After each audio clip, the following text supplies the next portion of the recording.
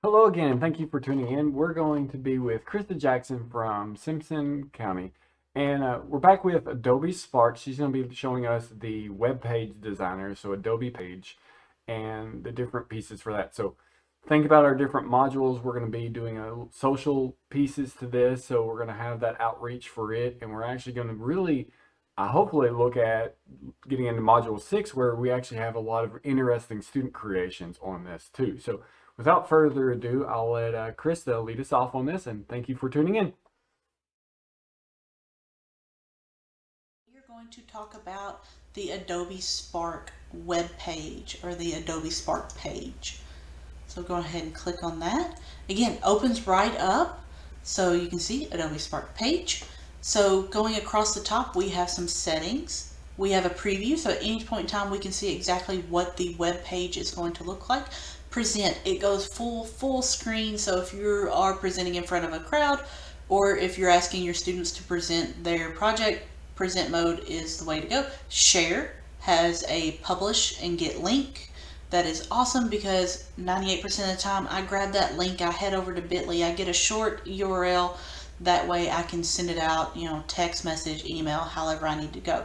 Going across the top, we have a undo and a redo button, and then themes. So I'm going to go ahead and click on themes.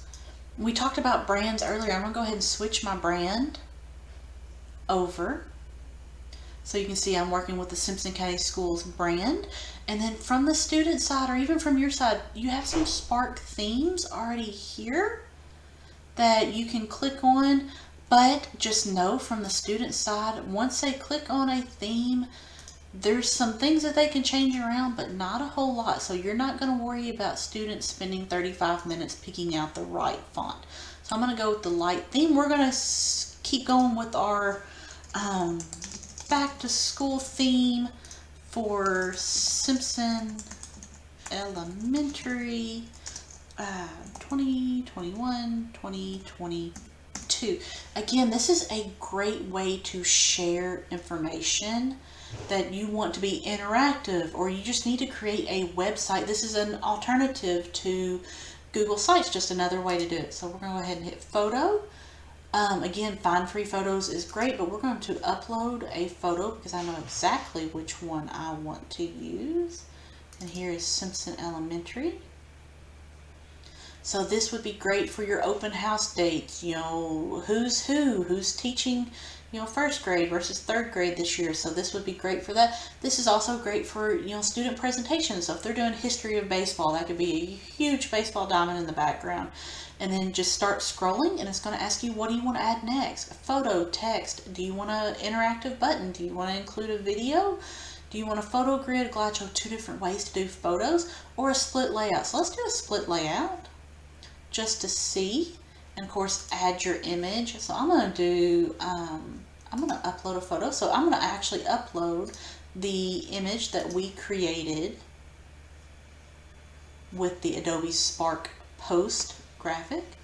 And then let's go ahead and let's add some text, and let's do open house date.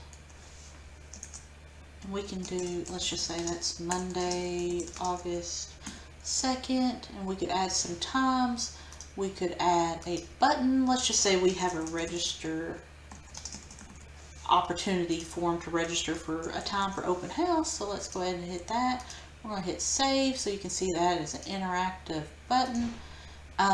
You could add photos, you could add text, you could add a video. So let's go on down.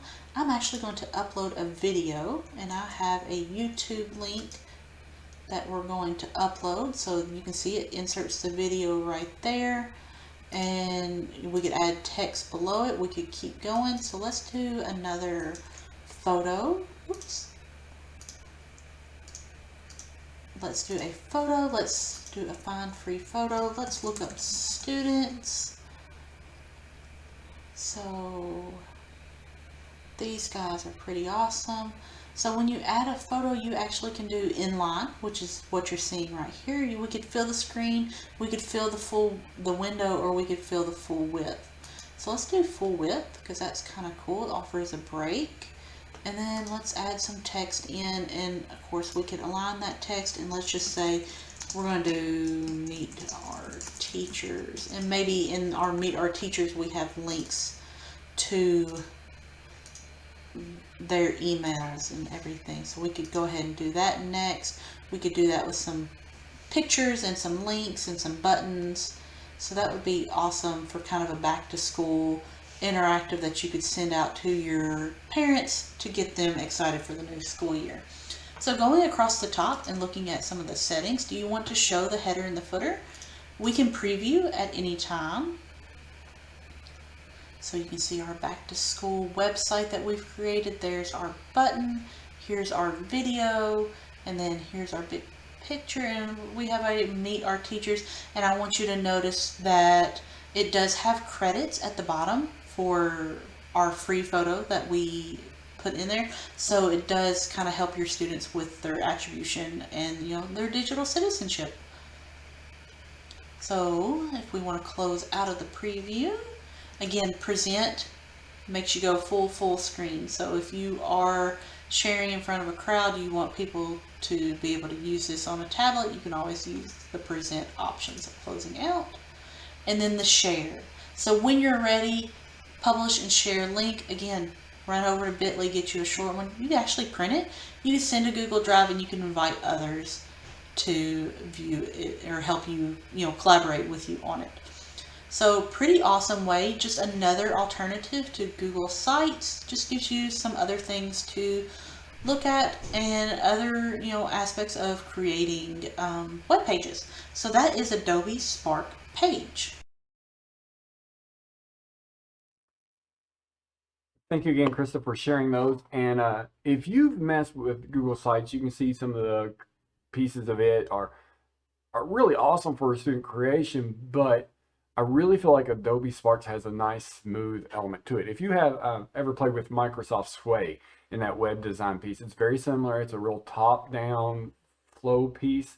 So if you're even thinking of like infographics and stuff, letting students create something like that where it's more of a flow chart style, this is really neat. We're not having to jump around between the different pages. This is just working from the top down. And so I really feel like getting students started on web design, this is a really great tool that our students can utilize. So really look for that when you're thinking about your blended pieces. And thank you again, guys, for tuning in, and stay tuned for future videos. Thank you.